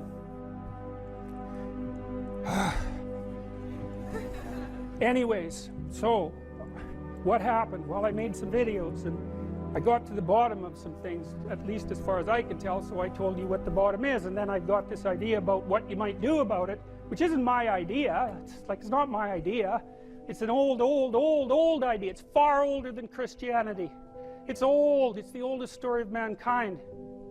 Get yourself together. Transcend your suffering. See if you can be some kind of hero. Make the suffering in the world less. Well, that's the way forward, as far as I can tell, if there is any way forward.